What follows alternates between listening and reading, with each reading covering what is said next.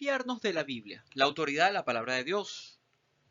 Hoy vamos a estar reflexionando acerca de la confiabilidad que podemos tener en los libros que conforman la Biblia.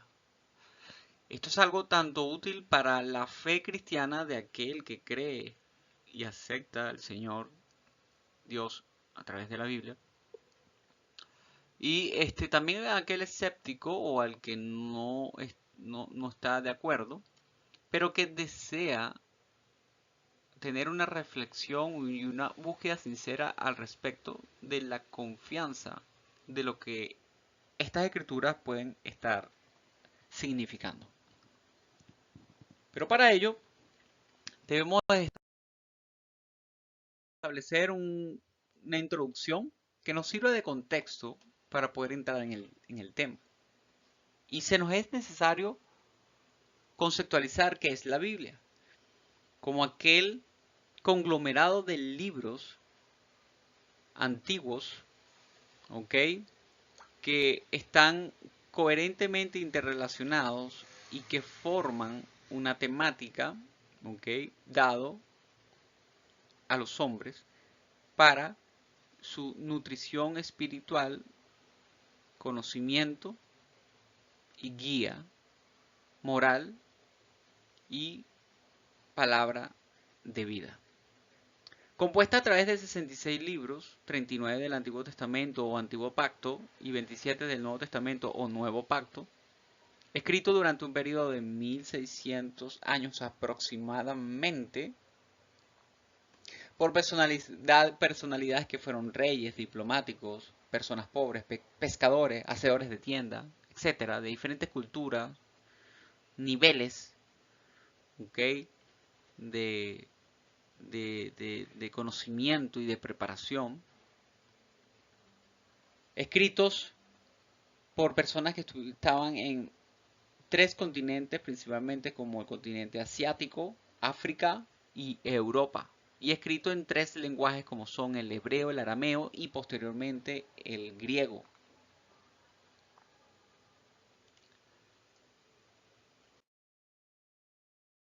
Hablemos un poco de las evidencias, lo que nos muestra eh, la comparación entre los diferentes manuscritos encontrados a través de la historia. Recordando que manuscritos son textos antiguos. Hoy en día tenemos referencia de varios de ellos, de los cuales en la tabla están los más importantes que podemos estar mencionando, como por ejemplo los escritos o manuscritos cuya autoría son de César,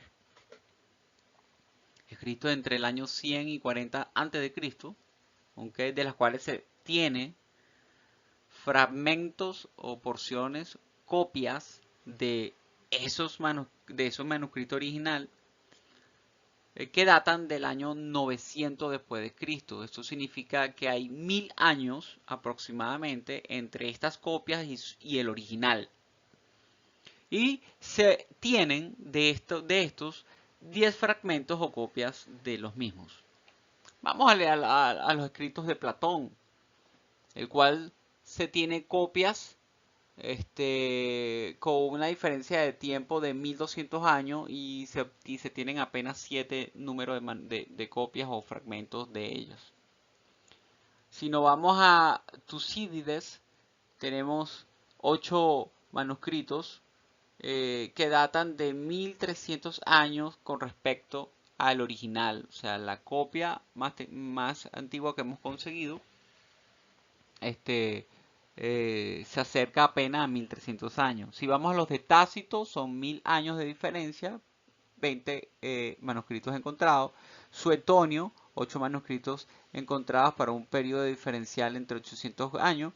La Ilíada, tan famoso de Homero, okay, escrita 900 años antes de Cristo, okay, se han obtenido 643 copias, pero las más cercanas está a 500 años con respecto a su original.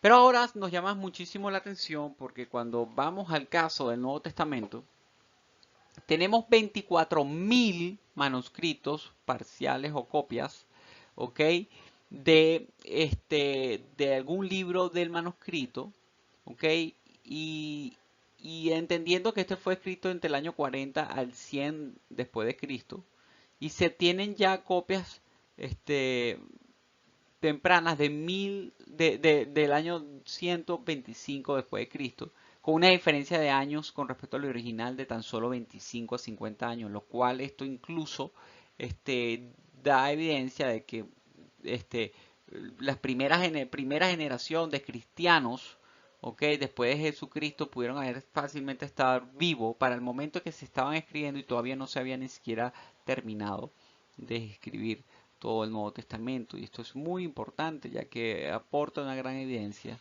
este, que se hallan en estas variantes fuentes, en estas fuentes eh, eh, eh, mostradas, ¿no? Contempladas acá. Seguimos adelante y podemos ver que eh, evaluando la integridad de los escritos antiguos, eh, primero podemos contemplar de que los manuscritos y fragmentos de documentos pudieron haber estado en dos tipos de manuscritos que son el papiro y el pergamino. Unos son de origen animal y el otro son de origen vegetal, bueno, el pueblo antiguamente solía escribir. ¿Ok? Actualmente hay más de 5.800 manuscritos griegos, solamente en idioma y griego hay más de 5.800 del Nuevo Testamento. Esto sin contemplar los del Antiguo Testamento y sin contemplar los otros idiomas en los cuales también han sido copiados y traducidos. Pero el manuscrito más antiguo hasta ahora, suele darse que es el papiro eh, 52, que consta de Juan capítulo 18, algunos versículos de allí, que fue descubierto en 1934. Luego de este descubrimiento se han descubierto obviamente más, hay otros, por ejemplo, 11 papiros más del siglo segundo. Y es importante mencionar acá que en el 1 de febrero del 2012 fueron conseguidos por descubiertos, ¿no? Por Dan Wallace, 6 papiros también. Uno de los más importantes fue el Evangelio de Marco, datado del siglo I, dando incluso la posibilidad de que este fuera escrito mientras algunos de los cristianos de la primera generación estaban vivos, incluso antes de que se completara el Nuevo Testamento. Esto es importante mencionarlo. Esto no lo vamos a ver en ningún otro manuscrito antiguo fuera de la Biblia, que sea de alguna otra literatura. Moviéndonos un poco acerca de la crítica textual. La crítica textual es una disciplina que intenta determinar la redacción original de cualquier documento cuyo original ya no existe. Si no tenemos ese documento hoy en día con nosotros, podemos ver las copias que hay de ellos que hacen referencia a ellos y de esa manera vemos las diferencias que existen y vemos cómo se puede explicar entonces la existencia del original. Más de 1 millón de escritos de los padres de la iglesia nos ayudan incluso a conocer el texto original. Y hay algo importante porque las variaciones entre los diferentes manuscritos se debe de explicar. O sea, ¿existen variaciones? Sí, existen variaciones encontradas a través de las copias que hay. Pero ¿cómo se debe explicar esto? Bueno, la supervivencia de variantes de manuscritos es, según los investigadores cristianos, una fortaleza a la hora de establecer un texto crítico del Nuevo Testamento. Las variaciones no parecen comprometer de ninguna manera sustancial ni la integridad histórica del Nuevo Testamento ni su fiabilidad como canon de la doctrina cristiana. La existencia de un gran número de manuscritos en diferentes lenguas antiguas originados en iglesias geográficamente muy distantes, pero muy cercanas en cuanto al pensamiento, es un argumento a favor de la integridad del Nuevo Testamento según Michael Nasir Ali. Es importante mencionar entonces que estas variaciones, según el análisis que estamos haciendo y promovemos, es que son más bien una garantía y una norma de fiabilidad para confiar en la Biblia, para hacer una evaluación crítica, objetiva, con respecto a lo que tenemos hoy en día. Y vamos a explicar esto más a fondo Cuando veamos los diferentes tipos de variantes encontrados, por ejemplo, en la Biblia, derivada de la crítica textual, podemos ver que hay 4 tipos que son las variantes de tipo ortográfico o expresiones sin sentido, que de todas las variantes existentes, el 75% corresponden a este tipo de variantes. No modifican ninguna doctrina, no agregan doctrina, no eliminan ninguna doctrina, simplemente son, por ejemplo, errores ortográficos, ¿ok? Que se pueden cotejar y esclarecer con simplemente aquellas copias que no contemplan dichos errores ortográficos. Otro tipo de variantes son las palabras de difícil traducción, que las hay, pero que tampoco cambian el sentido del texto. Igual, viendo las variantes que existen entre las diferentes copias que hay, podemos ver cuál puede ser la traducción o la interpretación o incluso el contexto donde está contenida dichas expresiones o dicha palabra, el cual nos puede dar un sentido dado más objetivo, como si estuviésemos estudiando, por ejemplo, inglés y no conocemos el significado de una palabra por medio de su contexto y de la dinámica de la conversación, podemos saber qué pudiera estar significando. En este caso, podemos también dar con ellos. El tercer tipo de variante es las variantes significativas no viables. Son variantes que aportan que aportarían aportan algo diferente al texto como tal, a la explicación, pero que no pueden ser originales, o sea, que no pueden ser parte de lo que es el original, como por ejemplo Lucas 16, versículo 22, que hay donde sabemos hoy en día que existe un manuscrito tardío que no incluye hijo del hombre. ¿Ok? Al no incluir la expresión hijo del hombre, bueno, entonces se tiene que cotejar entre los más antiguos, los menos antiguos, para ver entonces qué era. Que si se debe incluir, no se debe incluir, está o no está. Pero vuelvo y repito, no cambian ni expresan ni representan algo crítico como para dar a entender que se cambia una doctrina o una enseñanza doctrinal en la Biblia. El cuarto tipo de variante es las variantes significativas viables. De estas variantes, apenas de todas las variantes que existen en la Biblia, apenas el 1% de todas las variantes corresponden a este tipo de variantes significativas viables. Las diferencias afectan lo que el pasaje enseña, pero en donde ocurre no pone en riesgo ninguna creencia esencial. Tenemos casos como las frases agregadas o adicionales, como por ejemplo en Hechos 7:4 o las estandarizadas, o sea, las completadas, o en Marco, o el final largo de Marco 16, del 9 al 20, o sea, o Juan 7:9, que la mujer sorprendida en el acto de adulterio, ¿ok? Bueno, son enseñanzas, agregan algo, pero no realmente no colocan en riesgo ninguna doctrina, ninguna enseñanza esencial de la palabra.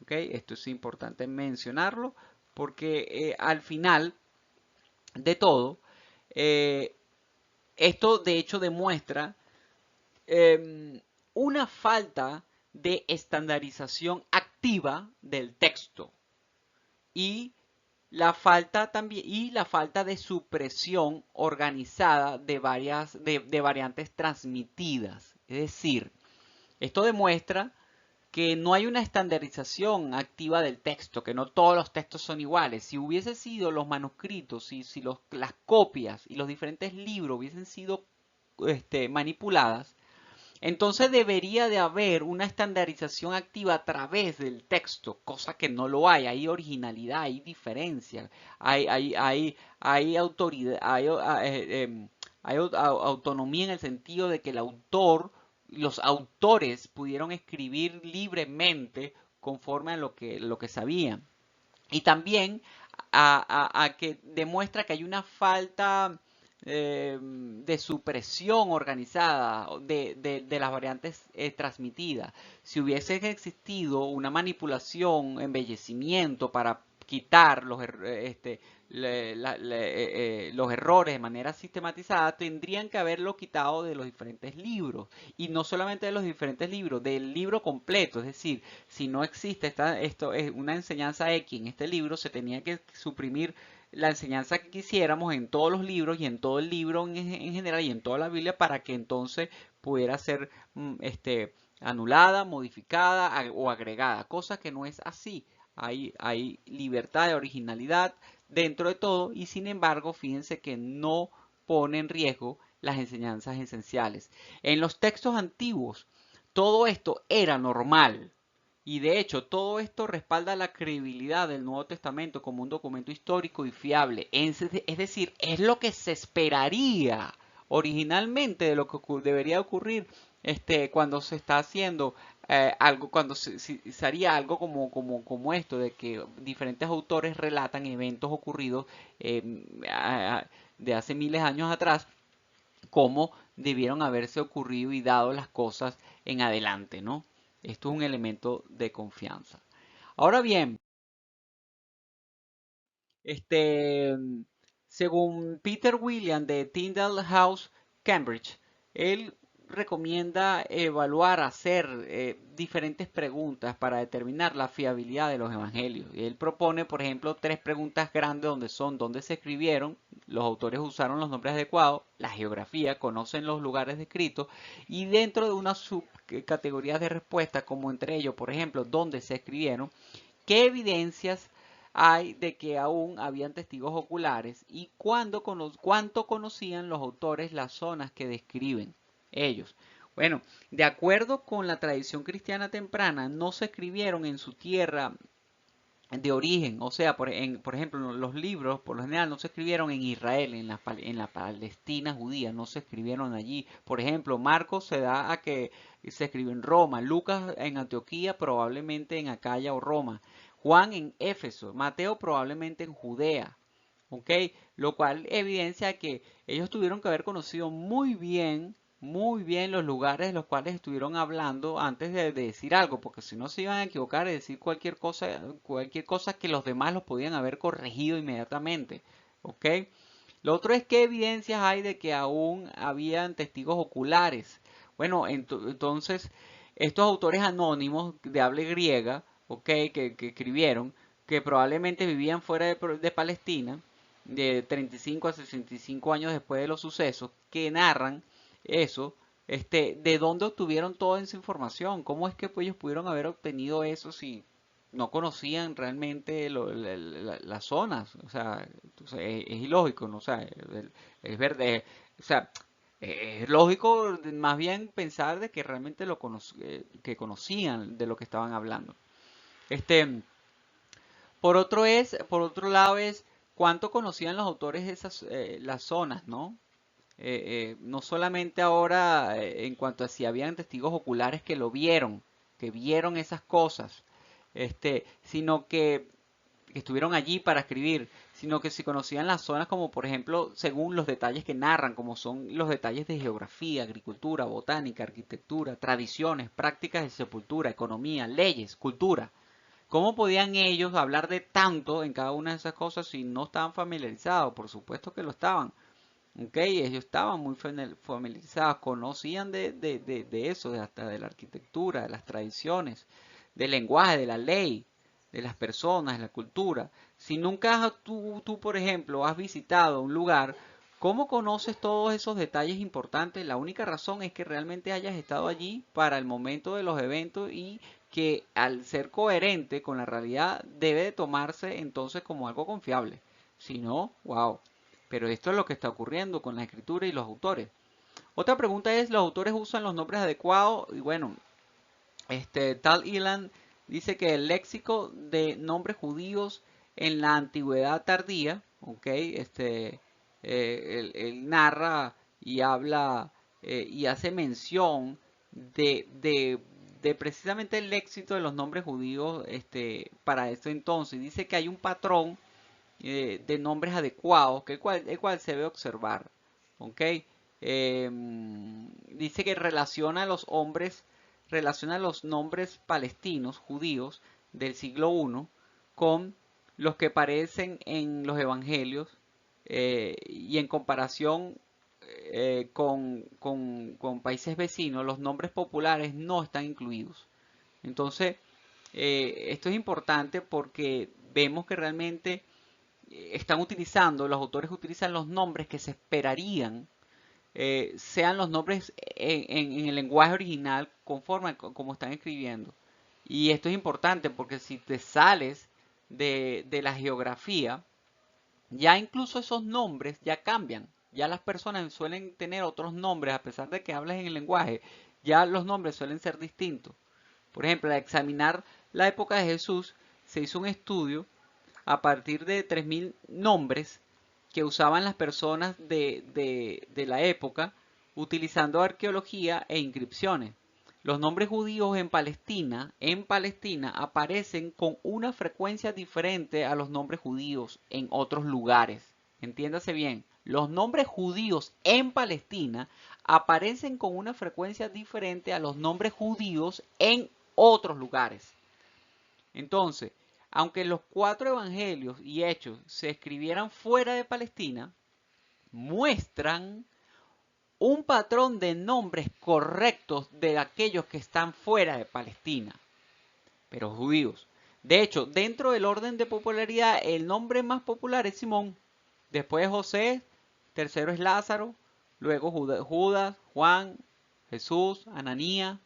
Los principales 9 nombres judíos suman el 41% de los nombres utilizados, mientras que los nombres judíos ya en otros países con muchos judíos, como por ejemplo Egipto, el patrón es diferente a pesar de estar cerca de Israel. El nombre más común en esos lugares fuera de lo que es la Palestina es Eleazar o Lázaro, Zebedeo, José, Dositeo, Papus, Ptolomeo, Samuel. Nombres como Zebedeo, Dositeo y Papus no aparecen en los evangelios, porque los evangelios no describen a personas judías en Egipto. Esto no es algo que una persona sin acceso a testigos oculares pudiera hacer o tener en cuenta correctamente. Tendría que referirse correctamente a los nombres. Si yo estoy en Palestina y me refiero a judíos, los llamo, y fíjense, mayormente voy a estar hablando con nombres judíos dentro de Palestina. Y si estoy fuera de Palestina, si estoy por ejemplo en Egipto, me voy a referir a mis personas cercanas, judías, pero con los nombres como se conocen allí. Entonces va a ser relevante, por lo menos estadísticamente, va a ser coherente. Otro es las características de los nombres adecuados, o sea, las características de nombres adecuados. La popularidad, por ejemplo, de Simón es adecuada. Mateo 10 enseña que la desambiguación de nombres. Solo los nombres más populares de la lista tienen calificativos.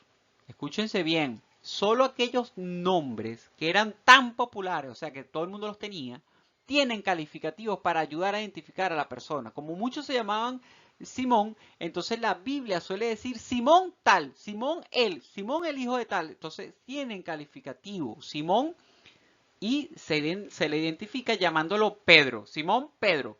Andrés y su hermano Santiago, que es el 11º nombre más popular, que son, ¿cómo se le decían? Que son los hijos de ¿quién? De Zebedeo. ¿Okay? Entonces Andrés y Santiago eran reconocidos por ser los hijos de Zebedeo. Juan, que es el 5.º nombre más popular, ¿ok? O sea, su hermano, ¿ok? Bueno, también se le decía que era su hermano. Entonces se le pone algo agregado, ¿no? Al llegar a Felipe, que es el 60º, o sea, votado por allá, o sea, no está cercano, el 60º de la lista de los nombres más populares, y Bartolomeo, que es el 50º, ¿ok? Como están debajo en la clasificación, no hay ningún calificativo para ellos. A ellos no se le dice Bartolomeo el tal, Felipe el tal, no, porque no eran tan comunes, no habían tan necesarios de hacerlo. Tampoco tiene un calificativo Tomás, que no aparece en la lista de los 100 nombres, ¿ok? Pero cuando llegamos a Mateo, que es el 9º de la lista de los nombres más populares, y se le conoce como el recaudador de impuestos. Es evidencia de que aquí se estaba hablando con coherencia, con realidad, con algo que evidentemente apunta a un orden que se esperaría para ese entonces. Cuando hablamos de Santiago, que es el 11º de la lista, se le conoce como el hijo de Alfeo. Tadeo, que está en el lugar 39, no es tan común, no es común, no tiene calificativo. Luego Simón, de nuevo aparece Simón, siendo un nombre popular y se le califica como el cananeo. Por último llegamos a Judas, que es nada más y nada menos el cuarto nombre más popular, por lo que es Judas. ¿Cómo se le dice a Judas? Iscariote. Entonces se le pone un calificativo también. Entonces, si hubieran sido creados en otro lugar, no tendrían esta información, por lo que aquí se evidencia que claramente estas personas conocían bien el contexto y los lugares de los eventos. Otro elemento importante es la evidencia de los diálogos. ¿Okay? Apunta a una descripción realista de la Palestina del siglo I. En el diálogo descrito de los evangelios, en los evangelios, ¿verdad? Hay necesidad de especificar que el Juan al que se refieren es Juan el Bautista. Por último, sobre Juan el Bautista ocurre lo mismo cuando vemos que Herodes se refiere a Juan el Bautista en referencia a la aparición de Jesús, y luego nuevamente cuando la hija de Herodías pide su cabeza, que lo describe como Juan el Bautista para asegurarse de que le corten la cabeza al que es, porque si no sería otro Juan, ¿no? Entonces dicen Juan el Bautista es el que había que precisar. Esto demuestra la forma correcta y real en cómo en esa época debían de referirse, evidenciando de que es un relato confiable. Otro elemento importante es lo que tiene que ver con la geografía. ¿Ok? Ahí dice, ¿conocen los lugares descritos? Bueno, los 4 evangelios mencionan 12 a 14 ciudades cada uno, haciendo un total de 23 lugares, incluyendo pequeñas aldeas. Mientras que, por ejemplo, evangelios agnósticos, por otro lado, los que otros, los que están por fuera, ¿no? Por fuera, por ejemplo, el evangelio de Felipe, ¿ok? Solo mencionan a Jerusalén y Nazaret. O sea, son muy generales, muy globales, no se meten con los detalles. El evangelio de Pedro solo menciona Jerusalén, por ejemplo, ¿ok? Si nos hablamos de los apócrifos, de los deuteronomios, etc. Perdón, apócrifos y deuterocanónicos. Tenemos también otros evangelios del siglo II y III que no mencionan ningún lugar concreto. También están por fuera. Esto sucede cuando se inventan escritos no comprobables. Eso es lo que pasa. Así de sencillo. Y si los 4 evangelios del Nuevo Testamento cuentan las cosas tal y como ocurrieron, ¿qué hay que decir de esto? ¿Qué evidencia? ¿Qué posición debemos de asumir? Mencionan los nombres de lugares de forma natural también, no de forma artificial. Hablan de lugares y de sucesos reales. Si los evangelistas no hubieran vivido ministrando en Palestina, podría saber lo que han escrito en los evangelios. Podrían saber realmente tantos detalles de lo que escribieron en los evangelios, teniendo en cuenta que lo escribieron desde muy lejos. Ellos tenían que haber escrito conocido muy bien lo que había pasado en Palestina. Ya entrando en resumen, me gustaría contemplar acá unos puntos a los cuales quiero hacer énfasis, que tiene que ver con la tradición, mejor dicho, con la traducción de los manuscritos. ¿Ok? La traducción de los manuscritos es amplísima y se ha preservado muy bien. La existencia de variaciones demuestra que no hubo un control oficial. La existencia de variaciones no afecta la afirmación esencial de la fe cristiana. ¿Ok? Pero también todos los descubrimientos históricos apuntan a que el Nuevo Testamento es verídico y que no es una leyenda. Podemos realmente reunir la vida de Jesús a partir de fuentes no cristianas. Seriedad de las evidencias en el Nuevo Testamento porque son muy tempranas. Se toma en serio el Nuevo Testamento en parte porque es una agrupación de fuentes es una circulación temprana de los evangelios y las epístolas y no estaban reunidas en un solo volumen. Por lo tanto, hay mayor potencial de verlas con seriedad. Cerrando, tenemos exactamente el mismo tipo de evidencia que esperaríamos si los registros de los evangelios de Jesús fueran completamente ciertos. Tenemos muchas más evidencias que apuntan en esa dirección que las que esperaríamos que dijeran que no es verdad. Muchas gracias.